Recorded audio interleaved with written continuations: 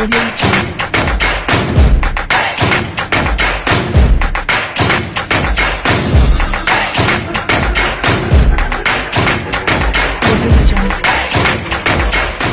al nombre del Señor. Mis hermanos, pues rápido avanzó el tiempo y ya estamos iniciando la Semana Santa. Yo les he de confesar que yo perdí noción del tiempo y ya alguien nos dijo, pues ya empieza el domingo la llamada Semana Santa y todo lo que eso implica. Hermanos, no salgan de vacaciones, por favor. Quédense en casita. No sean así. Guárdense, cuídense. Y en la Semana Santa, mis hermanos, o en la llamada Semana Santa, que es finalmente una tradición religiosa, la Biblia no refiere un término así. Lo que sí nos enseña la Biblia es que es una semana muy especial. Se le conoce también como la semana de la Pasión de Cristo, porque el viernes, llamado el Viernes Santo, el viernes de crucifixión, es el momento en que nuestro Dios expresa su mayor pasión por las almas que Él tanto ama y quiere salvar. Y así se le conoce, la semana de la Pasión. Y cada día de la Semana Santa o de la Pasión ocurrió un suceso particular en la vida de Cristo Jesús, estando Él ya en Jerusalén. Y en cada uno de esos días hay episodios de los cuales podemos extraer tanta riqueza, mis hermanos. Cada día. Un domingo como hoy, lo sabemos porque ya conocemos la palabra de tiempo, el Señor entró a la ciudad de Jerusalén y conocemos la historia todos, la hemos leído, predicado, meditado en ella tantas veces. Y ese domingo el Señor entraba en Jerusalén y le aplaudían y tiraban palmas en el camino, montado en un pollino para cumplir una profecía de la palabra del Señor. Pero mis hermanos, yo creo que lo que nunca podemos perder de vista en esta semana, llamada así, de la Pasión o Santa, es el episodio central de la misma, que es la crucifixión y la posterior resurrección. Así es que este domingo, mis hermanos, no voy a hablar del domingo en el cual Jesús entró a Jerusalén, que incluso le hemos subtitulado, ¿verdad? En la tradición popular, digamos, bíblica, le llamamos el Domingo de Ramas o la entrada triunfal a Jerusalén. Hoy me quiero enfocar más en la cruz y en estos días, en las transmisiones en línea, estaremos enfocando qué ocurrió en la cruz. Y cuando nuestro Señor Jesucristo estaba ya crucificado en esa cruenta y terrible cruz, ustedes recuerdan que Él mencionó 7 expresiones que se les conoce también así, las 7 palabras. Y la primera expresión o palabra que Jesús pronunció estando ya crucificado, ¿quién me quiere recordar cuál fue las primeras palabras que registran los evangelistas que Jesús pronunció en la cruz? A ver, aquí de los presentes. Padre, Padre, Padre, perdónalos porque no saben lo que hacen. Y en eso me quiero enfocar, mis hermanos. Quiero hablar del asombroso perdón de Dios. Yo quiero que a través de esta predicación, de este mensaje, apreciemos más la cruz, la obra que Jesús hizo en la cruz del Calvario, que entendamos más el significado y trascendencia de esas palabras de Jesús. Padre, perdónalos. ¿Se imaginan que Jesús no hubiera dicho eso? ¿En qué condición estaría todavía la humanidad? Pero por cuanto Cristo Jesús dijo, Padre, perdónalos, nosotros tenemos la garantía de que hemos sido perdonados y reconciliados con nuestro Padre Celestial. Y es el mayor de los regalos que por gracia hemos recibido de parte de nuestro Dios. A propósito del perdón de pecados y la importancia de reconocer nuestra condición delante de Dios, leí una historia curiosa que les comparto. Un niño o 2 niños fueron a visitar a su abuelita y la abuelita le regaló al niño una resortera. Todos saben lo que es una resortera, ¿verdad?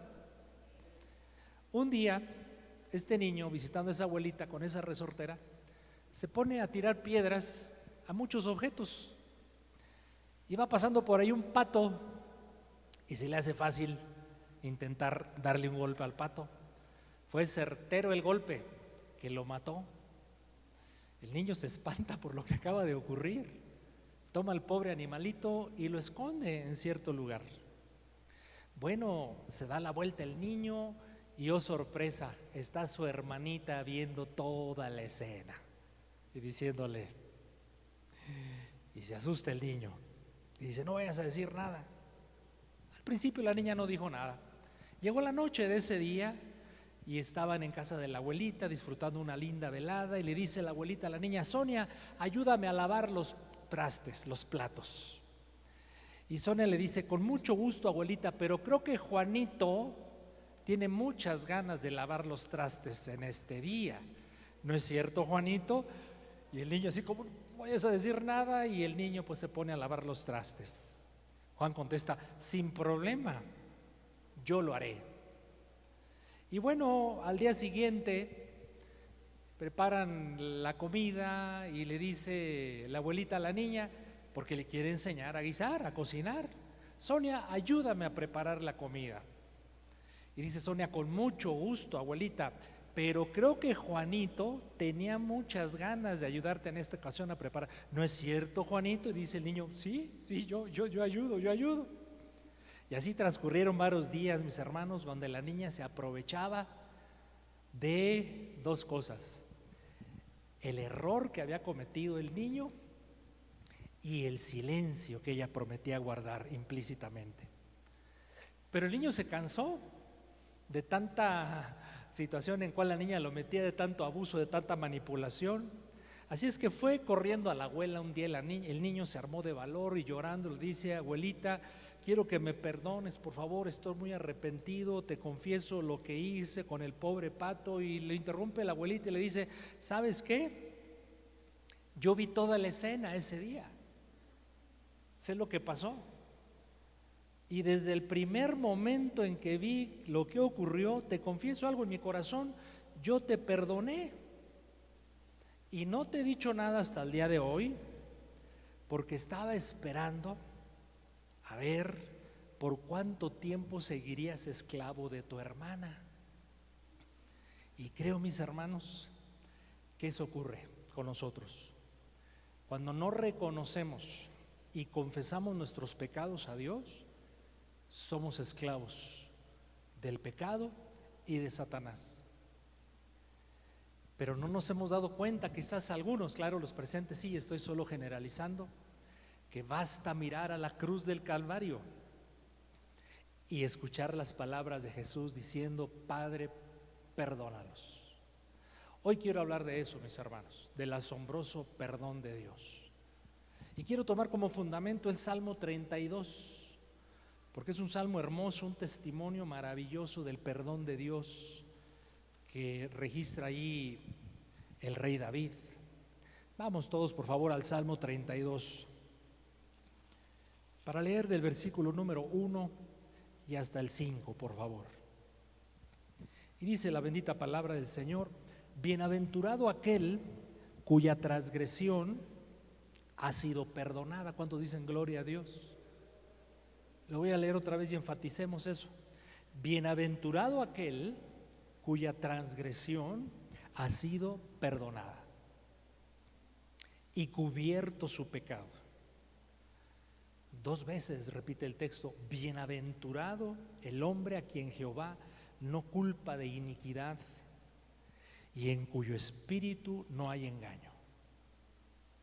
Sigue testificando David, mientras callé, mientras me guardé y no confesé mis transgresiones a Dios, fíjense lo que le ocurrió, se envejecieron mis huesos en mi gemir todo el día, porque de día y de noche se agravó sobre mí tu mano, se volvió mi verdor en sequedades de verano. Y versículo 5, mi pecado te declaré, así como diciendo finalmente, mi pecado te declaré y no encubrí mi iniquidad.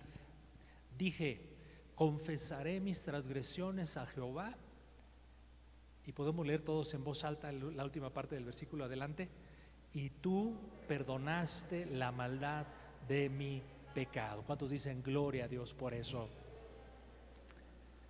Vuelvo a llamar su atención a los versículos 3 y 4, porque aquí en tan breve espacio el rey David resume lo que el pecado provoca cuando no ha sido llevado a los pies de Cristo y al Cristo crucificado.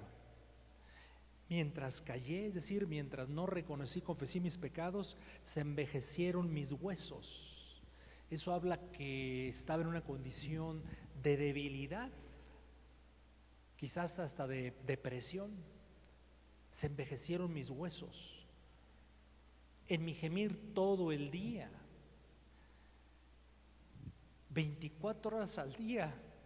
Este hombre estaba lamentándose en su ser por las transgresiones cometidas, porque los que hemos leído la historia de David sabemos que él cometió muchas faltas, pero hizo dos terribles. Cometió adulterio y aunque él no cometió directamente el homicidio del esposo de la mujer con quien cometió adulterio, él planeó todo para que fuera asesinado. Entonces eso se puede considerar un asesinato en algún grado, ¿verdad? Pero al fin homicidio. Eran dos pecados que David sabía que la ley de Dios condenaba con la muerte. Entonces David estaba ocultando sus pecados, la conciencia le acusaba, el temor le sobrecogía, sabía lo que se merecía. Y eso es lo que nos pasa, mis hermanos, cuando el pecado no es reconocido y confesado delante de Dios. Aunque las personas traten de ocultar, de justificar sus errores, en lo profundo de su ser saben que han hecho mal contra Dios. Pero, mis amados, algo hermoso es que este hombre, como dice el versículo número 6, versículo 4, falta comentarlo, perdón, de día y de noche se agravó sobre mí tu mano. No da más detalles el salmista, pero es evidente que él reconocía que al no estar a cuentas y en paz con Dios, de alguna manera Dios estaba tratando con él, porque la frase es muy gráfica, ¿no les parece?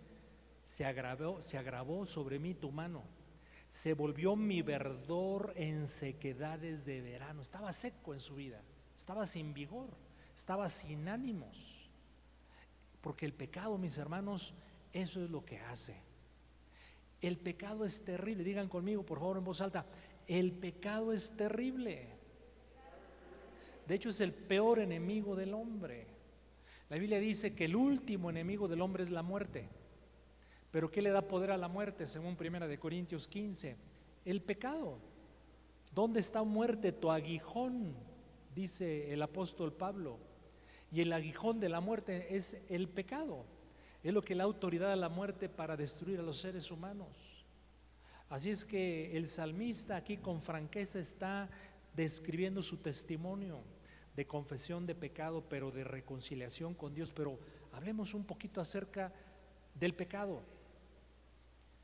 Poco, lamentablemente, se predica acerca del pecado en las congregaciones cristianas. ¿Saben ustedes esto, mis hermanos? Poco, pero es el peor enemigo. Es lo que nos mete en esa condición de los versículos 3 y 4. Es lo que nos roba la paz, el vigor, que nos pone en sequedades, que levanta un muro, un bloque entre Dios y nosotros. El pecado es terrible.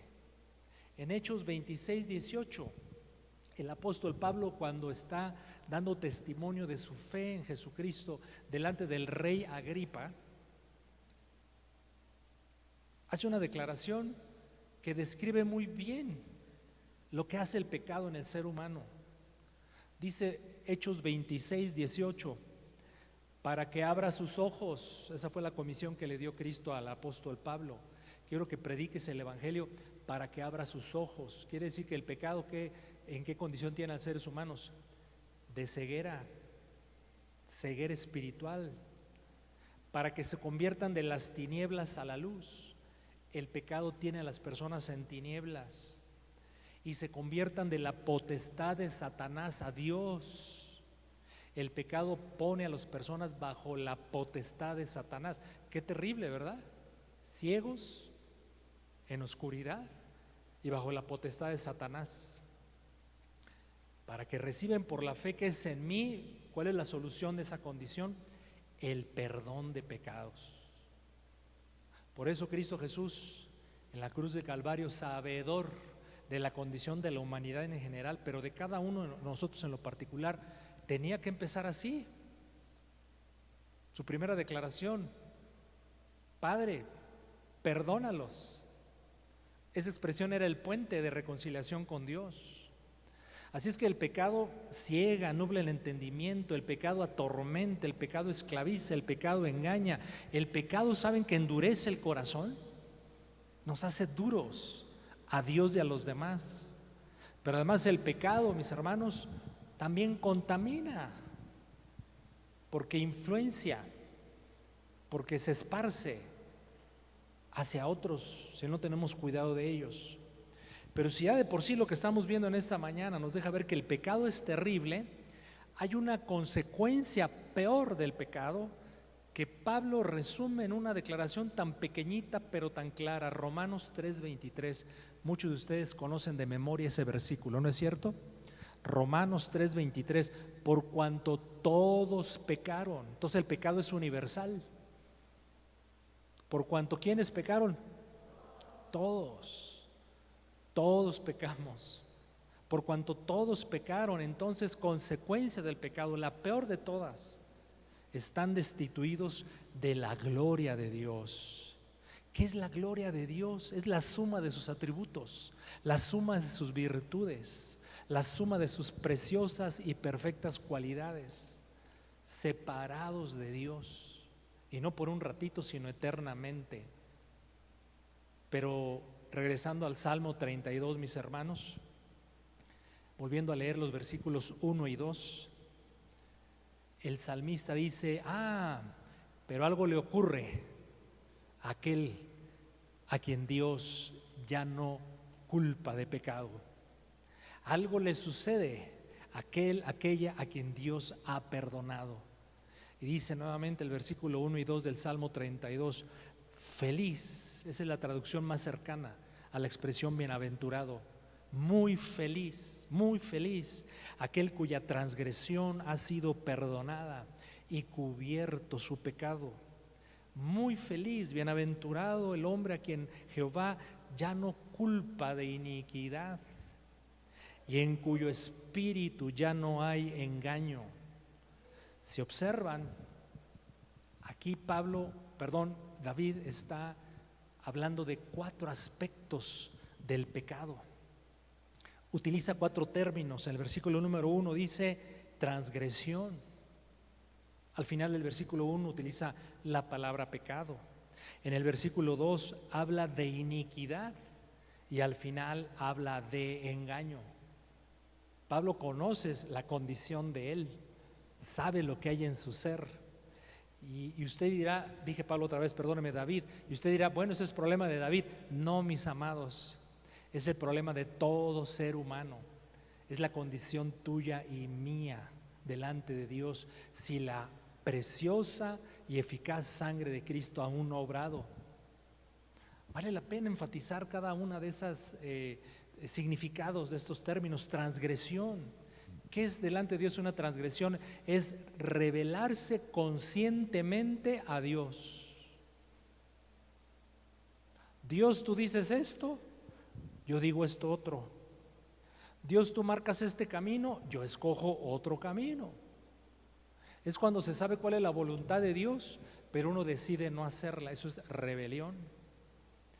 Pecado simplemente es quebrantar la ley moral de Dios, romper los mandamientos del Señor. Iniquidad, ¿saben lo que significa iniquidad? Corrompido, retorcido. Eso dijo David: Señor, yo he estado corrompido y retorcido. Yo aquí en este auditorio veo a personas muy lindas, muy bellas, muy educadas. Digan conmigo amén.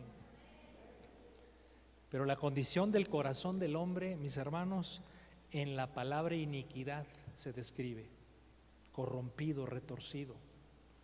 Porque si no tuviéramos esa condición, siempre obedeceríamos a Dios. A la primera, de pensamiento, de sentimiento, de palabra y de acción. Pero no sucede así. ¿Qué produce nuestra desobediencia al Señor, nuestra oposición a Dios? La iniquidad. Y finalmente el engaño. Engaño es sencillo entenderlo, es aceptar lo falso como verdadero. Y no andábamos nosotros así viviendo, mis hermanos, todo el tiempo, creyendo en lo falso y rechazando lo verdadero. Pero mis amados, aquí David dice: bienaventurado el hombre que fue perdonado de todas esas condiciones. Gloria a Dios, porque en la cruz del Calvario, gracias a lo que Cristo Jesús hizo, podemos ser librados de esas situaciones. ¿Cuántos dicen gracias a Dios? Gracias a Dios. Ahora, ¿cuál es el proceso, si hubiese alguno mediante el cual es perdonado David y nosotros también? Volvamos a leer el versículo 5, sigo en Salmo 32. Mi pecado te declaré. ¿Cómo es que Dios perdona pecados? Mi pecado te declaré, no encubrí mi iniquidad. Me gusta que David empieza diciendo: no encubrí mi iniquidad, como diciendo: ¿para qué nos hacemos? Soy malo, tengo cosas en mi ser malas, y por esa maldad que hay en mí es que yo te desobedezco, Dios. Qué bien nos hace vernos así, mis hermanos, porque si no nos viésemos así, no tendríamos solución, ni restauración, ni regeneración. Mi pecado te declaré y no encubrí mi iniquidad. Dije: confesaré mis transgresiones a Jehová.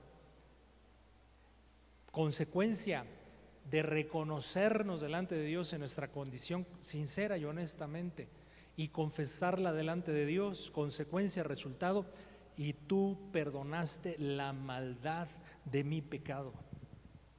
Y vaya que los pecados de David, como hemos dicho, eran terribles. Así es que, ¿cómo se es perdonado? Reconociendo nuestra condición delante de Dios. Esto soy yo, Dios. De hecho, implícitamente en el vocablo original, la palabra confesar significa: Señor, tú estás bien, yo estoy mal. Tú dices la verdad, yo no. Tú calificas mis actos justamente, yo trato de justificarlos, de argumentar contigo. Así es que, mis hermanos, como la abuelita de la historia que les platiqué, Dios conoce todo de nosotros. Y el primer principio para recibir su perdón es reconocer nuestra condición delante de Él y hablarla con Él. Dice Proverbios 28:13. Proverbios 28:13: el que encubre sus pecados no prosperará, mas el que los confiesa y se aparta alcanzará misericordia. Muy claro este texto, ¿no les parece? Corramos a los pies de Cristo toda vez que nos equivoquemos. Vengamos a la cruz del Calvario, reconociendo los méritos de la sangre derramada ahí. Hablemos con Dios con franqueza: Señor, he cometido esto y lo otro, pero yo creo que tú perdonas mi pecado y mi maldad. Primera de Juan 1:9, texto tan conocido de nosotros: si confesamos nuestros pecados, Él, Dios, es fiel y es justo a que a su carácter, a sus promesas y a lo realizado en la cruz del Calvario, para perdonar nuestros pecados. Pero no solamente nos perdona de pecados, también nos limpia de toda maldad. Decimos los mexicanos un dicho popular: muerto el perro, se acabó la rabia. Se los he compartido y ustedes probablemente pasaron por esa experiencia de su servidor. Cada X tiempo, en la religión popular, yo iba y me confesaba delante de un ministro religioso. Y ya le decía mi retahíla de cosas que había acumulado. Y bueno, esta persona, este ministro religioso, me absolvía de mis pecados. Yo te absuelvo de tus pecados, y me dejaba una penitencia. Padres Nuestros, Aves Marías y una serie de cosas. Pero cuando él me decía, te absuelvo de tus pecados, yo salía feliz de ese lugar. Eso lo hacía más o menos a mediodía de un determinado día de la semana, creo que era los viernes, me gustaba. Pero el viernes en la noche, yo un joven soltero, viernes social, los amigos, el antro, etcétera, etcétera, el viernes por la noche ya estaba haciendo lo mismo que había confesado en la mañana. Y yo mismo tomé conciencia y dije, algo no está funcionando en este sistema, porque soy sincero, confieso mis pecados, me arrepiento, hago la penitencia que me impusieron, pero sigo siendo el mismo. ¿Qué faltaba? La operación de lo que aquí describe el apóstol Juan: limpiarnos de toda maldad, limpiarnos de iniquidad, limpiarnos del engaño, limpiarnos de lo que nos provoca ser transgresores delante del Señor. Y cuando el Señor obró con la única sangre que no mancha, sino es la única sangre que limpia, entonces, mis hermanos, muerto el perro, se acabó la rabia. Y el día que yo fui delante de Dios, no delante de una persona, por bien intencionada que sea, el día que vamos delante del Señor y hablamos con Él con franqueza, con sinceridad, con el anhelo fehaciente, determinado de agradarlo, entonces el Señor dice, no solo te perdono, te limpio de toda maldad y te hago una persona nueva. Esa es nueva criatura. Las nuevas criaturas en Cristo Jesús, dice, las cosas viejas, ¿qué cosa? Pasaron, aquí todas son hechas nuevas. Y entonces empezamos el proceso, mis hermanos, de la santificación, de la regeneración. Y ahora, mis hermanos, nuestra tendencia natural, la tendencia natural del Hijo de Dios es agradar a Dios. ¿Somos mejores que las personas que aún no conocen a Cristo Jesús? No, no somos mejores, ni nos sentimos mejores. Seguimos cometiendo pecados, pero ¿cuál es la diferencia? Que cuando pecamos, mis hermanos, salimos corriendo a los pies de Cristo a confesarle nuestra transgresión, a pedirle perdón, en fe recibir ese perdón, pero ser limpiados de aquello que provoca el llevar a cabo esas transgresiones. Aquí en este lugar estamos sentados, mis hermanos, una congregación de pecadores, pero perdonados. Esa es la gran diferencia. Por así decirlo, ¿verdad? Allá afuera hay también pecadores, pero que aún no han venido a Cristo para ser perdonados. ¿Qué nos hace también diferentes? Que ahora sabemos qué es lo bueno y agradable delante de Dios, y lo buscamos, lo queremos, lo procuramos, lo alcanzamos, sí, porque el poder del Espíritu Santo nos asiste para lograrlo. Pero en esta mañana, habiendo hablado de lo terrible que es el pecado, de cómo el Señor, por medio de la confesión y arrepentimiento, nos perdona de todo pecado a cuenta de lo que Cristo Jesús hizo en la cruz de Calvario, quiero terminar mi mensaje considerando algo que a mí me edificó mucho cuando lo medité en estos días. ¿Qué hace Dios con nuestros pecados? ¿Qué hace Dios al perdonarnos? ¿Será que Dios actúa como a veces hacemos los seres humanos? Perdono, pero no olvido, así decimos algunos, ¿verdad? Bueno, ya no lo decimos nosotros. Perdón es perdón, perdón es soltar, pero desde la perspectiva divina, perdón es olvidar. Así es que en esta mañana termino resolviendo una pregunta: ¿qué hace Dios con nuestro pecado? ¿Qué es perdonar para Dios? Veamos a un libro importantísimo, Levítico, del Antiguo Testamento, libro que estoy seguro no se lee con mucha frecuencia, pero está lleno de simbolismos y de actos que prefiguran la obra de nuestro Señor Jesucristo. Levítico capítulo 16, por favor. A partir del versículo número 8, Levítico 16, 8. ¿Están conmigo, mis amados? Y dice que echará suertes Aarón. Aarón es el sacerdote en turno. Echará suerte sobre 2 machos cabríos. Es el día llamado de la expiación. Una vez al año se llevaba a cabo este ritual ordenado por Dios para que el pueblo pudiera ser perdonado de todos sus pecados. Le dice, pues tomarás 2 machos cabríos, una suerte por Jehová y otra suerte por Azazel. Nos tomará tiempo explicar qué significa Azazel. El día de hoy no viene al caso. Y hará traer Aarón el macho cabrío sobre el cual cayere la suerte por Jehová, y lo ofrecerá en expiación. Uno de esos 2 animalitos se sacrificaba, se mataba, y se tomaba su sangre para rociar muchos elementos del lugar santísimo y del lugar santo. Versículo 10. Mas el macho cabrío sobre el cual cayere la suerte de Azazel, lo presentará vivo delante de Jehová para hacer la reconciliación sobre él, para enviarlo a Azazel al desierto. Entonces el macho cabrío vivo era tomado, el sacerdote ponía sus manos sobre ese animal y luego lo llevaban a que se perdiera al desierto. ¿Qué ocurría con el primer animalito? Era muerto. ¿Qué hacía la sangre de ese animalito? Cubría pecados. ¿Qué pasaba con el segundo animal cuando el sacerdote ponía sus manos? Se estaba simbolizando la transferencia de los pecados del pueblo, de todos los pecados del pueblo, se transmitían al animal y se soltaba al animal a perderse en el desierto. ¿Cuál era el mensaje de Dios ahí?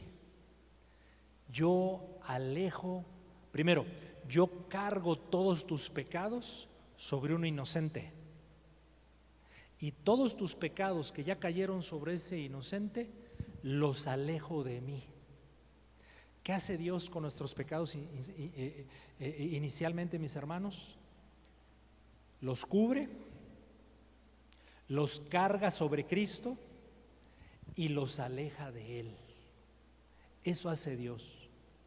Vean un pasaje fundamental, también conocido de nosotros, Isaías 53, versículo 6, por favor. Profeta Isaías.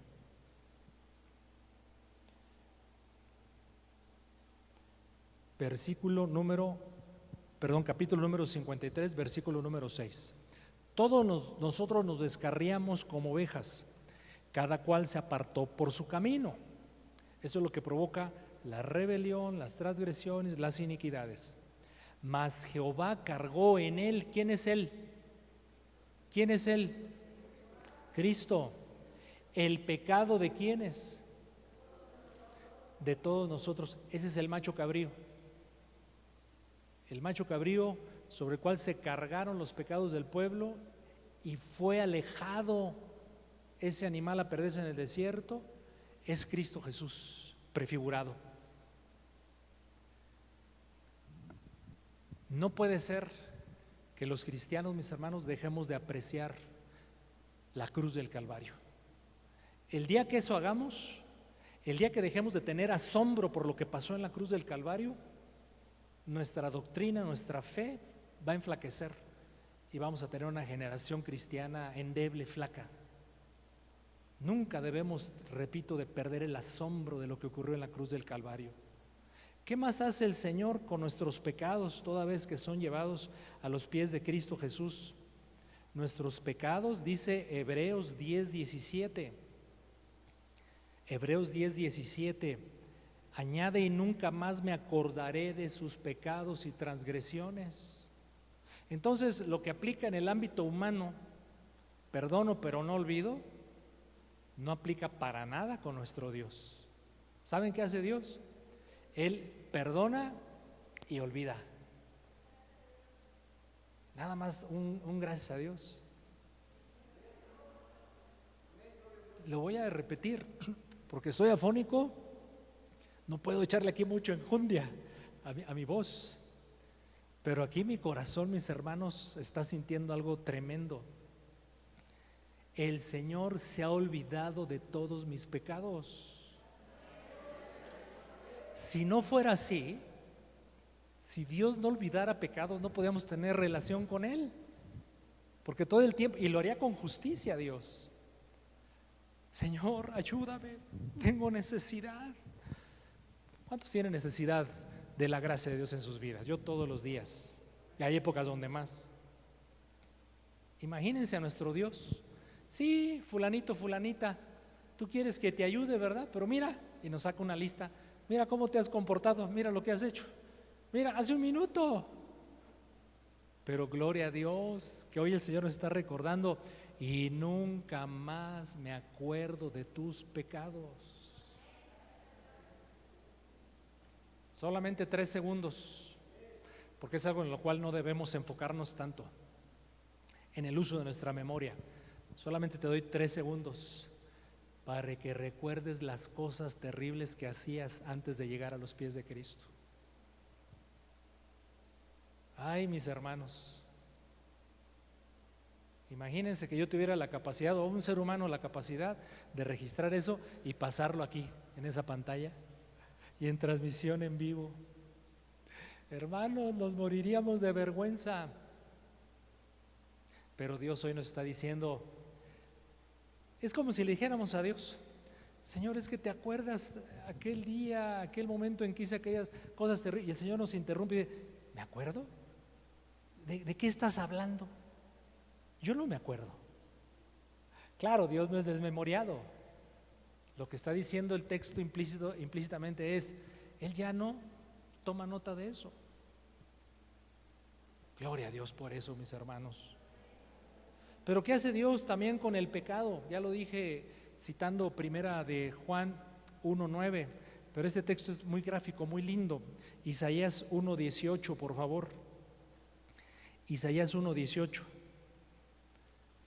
Venid luego, dice Jehová, y estemos a cuenta. Si vuestros pecados fueren como la grana, o sea, el color más intenso, ¿verdad? Difícil de limpiar. Bueno, como la nieve serán emblanquecidos. Si sus pecados fueren rojos como el carmesí, esos pecados vendrán a ser como blanca lana. ¿Todo por qué, mis hermanos? Porque el Hijo de Dios se levantó, fue a la cruz, y en esa cruz dijo: Padre, perdónalos. Y para ser eficaz esa declaración, derramó su sangre preciosa en esa cruz. Último texto de la mañana, Colosenses capítulo 2, versículo 13 al 15, fundamental. Lo hemos meditado, predicado, pero lo considero muy propio para cerrar el mensaje de hoy. Colosenses capítulo número 2, versículo 13 al 15, porque hoy estamos hablando del asombroso perdón de Dios. Y a vosotros, estando muertos, aquí está otra consecuencia del pecado: la muerte eterna, la separación eterna de Dios. Y a vosotros, estando muertos en pecados, en la incircuncisión de vuestra carne. Esa expresión significaría todo lo que vimos en el Salmo 32, la iniquidad, la transgresión, la rebelión. A pesar de eso, os dio vida juntamente con Él, con Cristo. ¿A partir de qué acción divina? Perdonando, ¿cuántos pecados? ¿Cuántos pecados perdona Dios? Todos los pecados. ¿Qué hizo el Señor en la cruz del Calvario? Anulando el acta de los decretos que había contra nosotros. ¿Qué decía esa acta? ¿Qué decretaba esa acta? Fulano de tal, fulana de tal, culpable de, y ahí todas las transgresiones, todo nuestro quebrantamiento a la ley de Dios, toda nuestra desobediencia.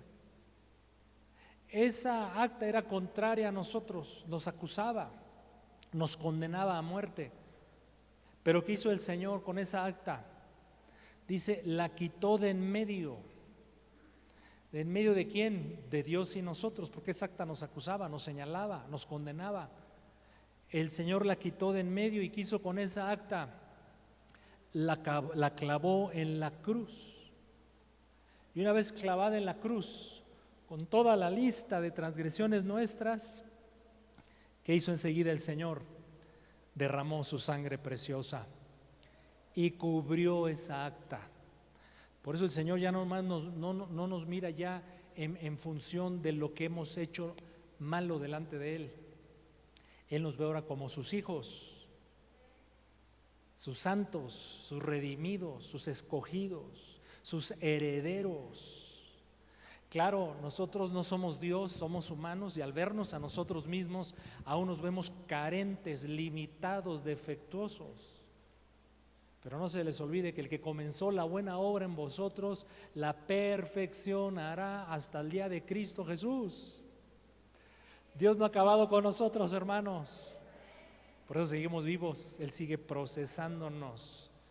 Y Él tiene una meta, un objetivo muy claro, y nosotros la aspiramos a ella, a ser como el Hijo de Dios y un día verle cara a cara. Y termina diciendo el versículo 15, despojando a los principados y a las potestades, los exhibió a los enemigos nuestros, lo que le daba poder a Satanás sobre nosotros, lo que le daba poder a los demonios de atormentarnos, que eran nuestras iniquidades, maldades, pecados. Ahora el Señor despojó a esos poderes, nos libró de esos poderes, rompió las cadenas, rompió los yugos terribles de esclavitud que el enemigo había puesto sobre nosotros por causa de nuestros pecados, y ahora los exhibe públicamente y triunfa sobre ellos en la cruz.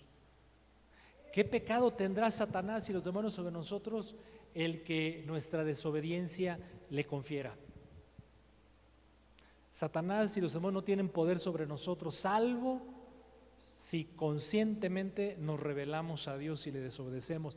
Pero yo no creo que haya una persona tan falta de inteligencia como para volver a ese tiempo pasado. ¿Verdad que no, mis hermanos? Ahora disfrutamos nuestra comunión con nuestro buen Dios. El asombroso perdón de Dios.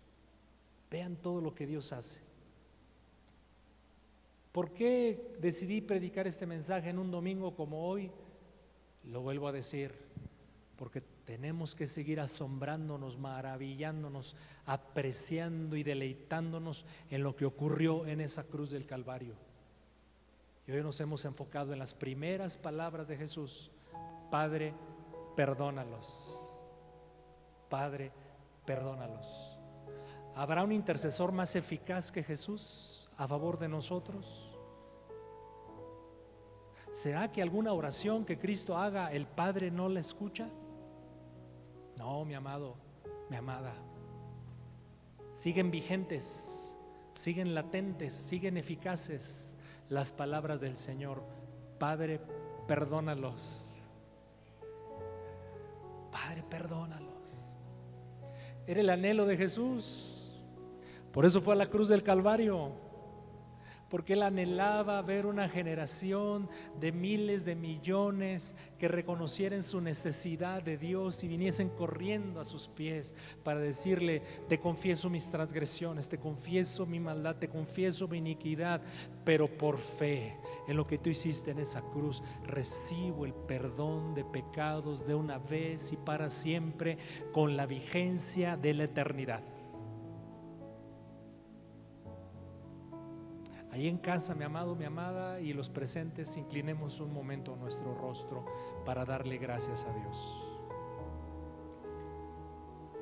Bendice el nombre del Señor. Todo lo que te destruía y te separaba de Dios, de su amor, de sus planes y propósitos que tiene para ti, fue resuelto en la cruz del Calvario. Y hoy te animo a que le bendigas a Jesús, le des gracias. En casa te animo a hacer lo mismo. bendice el nombre del Señor, glorifícalo por lo que ha hecho en la cruz, aprecia cada vez más. Pero si alguno aún está batallando con prácticas en su vida que sabe no agradan a Dios, qué bueno que escuchas este mensaje. El Evangelio es buenas nuevas, el Evangelio es libertad, el Evangelio no condena. El Evangelio lo que hace es señalar el mal, pero también muestra el remedio. Y el remedio es que basta que reconozcas delante de Dios tu condición, seas honesto, honesta, sincero, sincera, hables con Él, le digas: esto soy yo, Dios, pero no quiero serlo más. Hoy clamo al poder de la sangre de Cristo para ser perdonado y limpiado.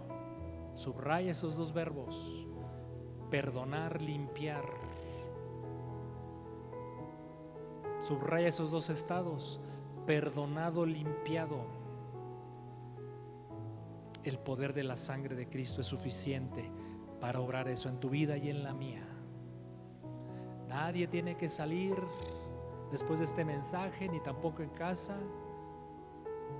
condenado, acusado, solo redarguido por la palabra de Dios y por el Espíritu de Dios, para que haya un nuevo comenzar en su vida, un renacer, una reactivación de cosas nuevas y buenas que Dios tiene para ti. ¿Cómo se cumplirá todo lo hermoso que Dios tiene para tu vida? Cuando haya sido removido todo obstáculo, y ese obstáculo se resume en esa palabra: el pecado. Pero el pecado tiene remedio. Nosotros no podíamos remediarlo por nosotros mismos, estábamos muertos, dice el texto que leímos de Colosenses. Un muerto en pecado no puede hacer nada, pero por la obra del Espíritu Santo sí puede decir: esto soy yo y quiero ser diferente.